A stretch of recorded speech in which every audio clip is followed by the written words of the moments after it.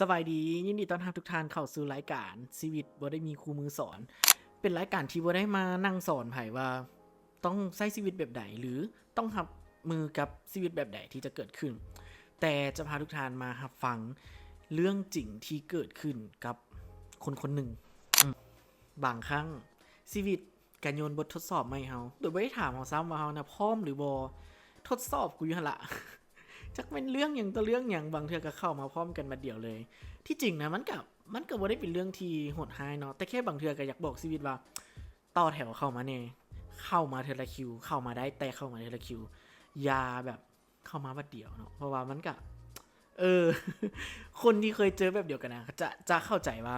เวลาปัญหาที่มันมาพร้อมกันบัดเดียวนะมันคล้ายๆคือพายุลูกหนึ่งมันบึ้มเข้ามาบัดเดียวบางคนเคยมีประสบการณ์กะหับมือได้บางคนที่บ่มีประสบการณ์กะบันทอนจิตใจมูกยากบ่ฮู้สิหับมือแบบใดเกิดผลเสียต่างๆนานา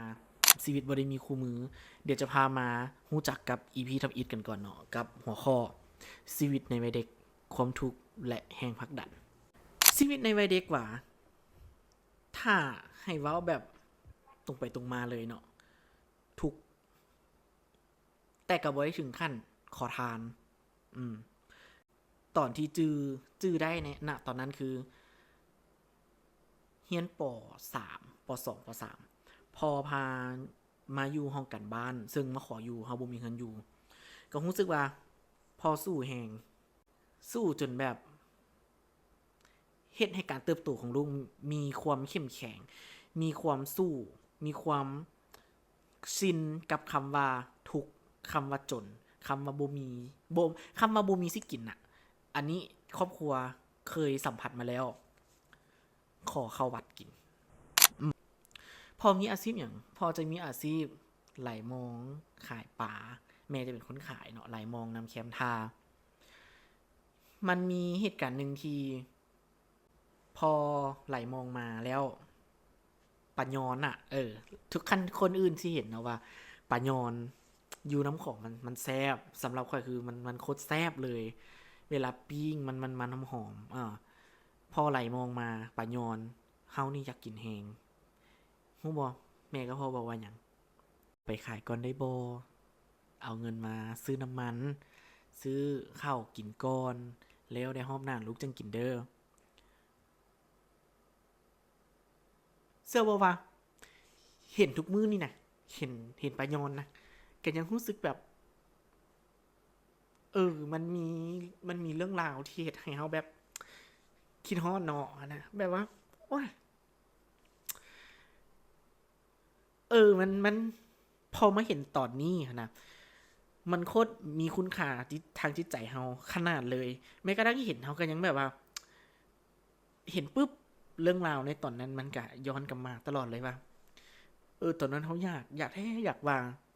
มันยากเนาะแม่จนได้ขอว่าไว้กินรอบหน้าได้บ่ซึ่งในตะกี้อะนะปะยอนบ่อีหลีมันจะบ่ได้เลยเพราะว่ามันยากมันจะมาตามฤดูกาลตอนคันจือบ่ผิดเนาะพอบอกว่าปะยอนจะมักมาในช่วงฝนตกลิ้น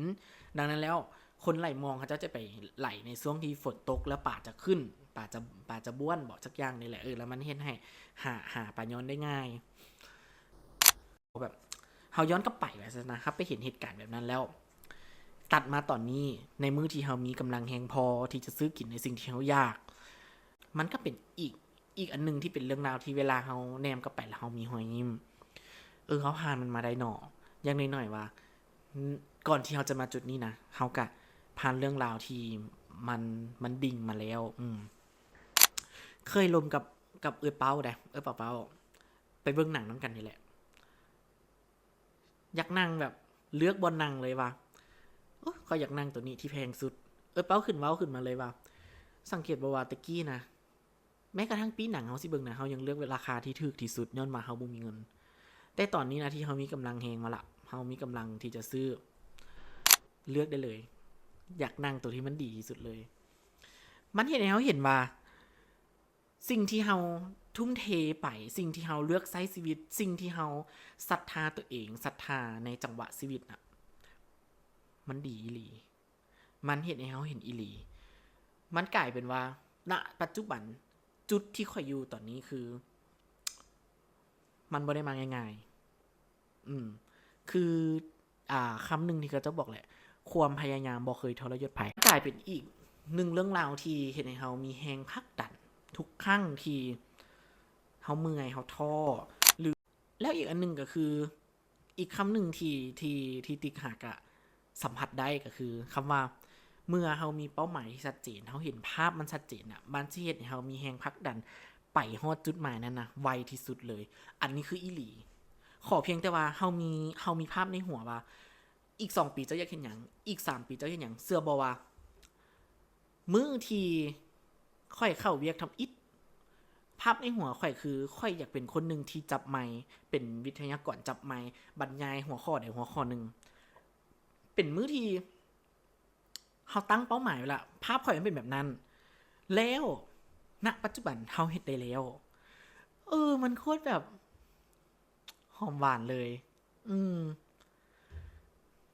นี่แหละพอเวลาที่